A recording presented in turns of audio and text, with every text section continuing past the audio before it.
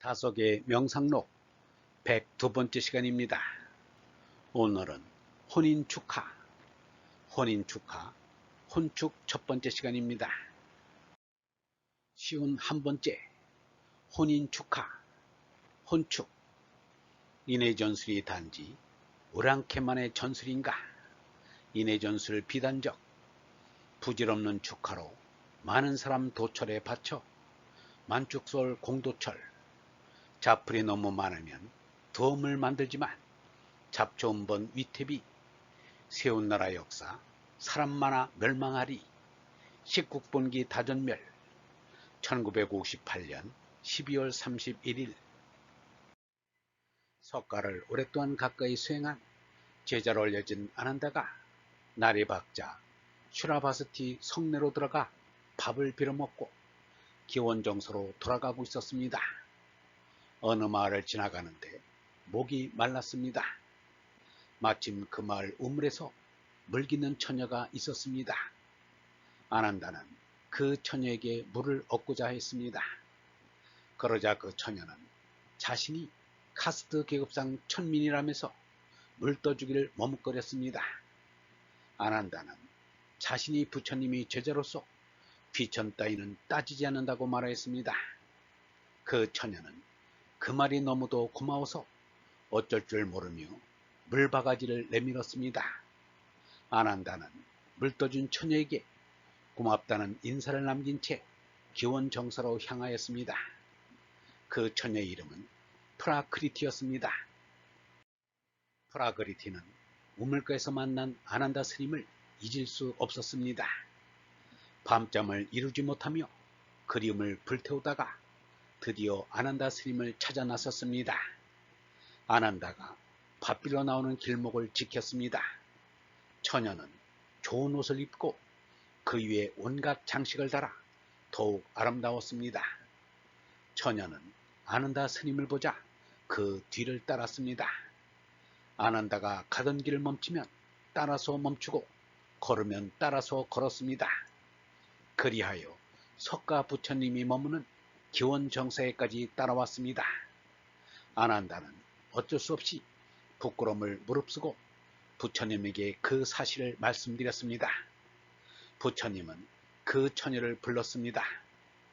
내가 만일 아난다의 아내가 되기를 바란다면 너의 부모님의 승락을 얻어오너라. 그 말에 처녀는 어쩔 줄 모르게 기뻐하며 집으로 뛰어가서 그 부모와 함께 부처님 앞에 왔습니다. 부처님이 그들에게 말하기를 아난다는 머리를 깎은 스님이니 네가 만일 그의 아내가 되려면 먼저 머리를 깎고 집을 나와야 한다. 그 처녀는 부처님의 말씀에 따라 곧 머리를 깎고 법복을 입고 스님이 되었습니다. 그때 부처님은 이렇게 말하였습니다. 프라크리티야, 애욕이란 모든 죄의 근본이며 괴로움의 씨이다. 그 단맛보다 그 쓴맛이 몇만 갑절이 된다. 이 애욕으로 인하여 모든 생명이 짐승의 세계를 벗어나지 못하는 것이다. 마치 여름밤 분화비와 벌레들이 타는 등불에 몸을 던져 죽는 것과 같이 어리석은 사람들이 욕심의 불꽃에 몸을 던지는 것이다. 그러나 지혜 있는 이는 그와 달라서 욕심을 멀리하여 애욕의 불 속에서 벗어나는 것이다.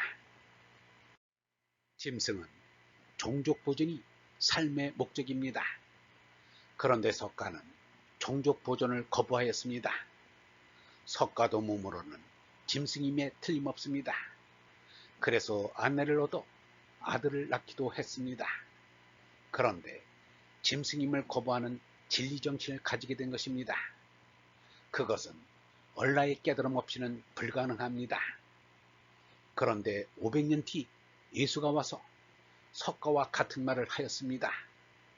혼인하지 않고 순결하게 사는 것은 아무나 할 수 있는 일이 아니다.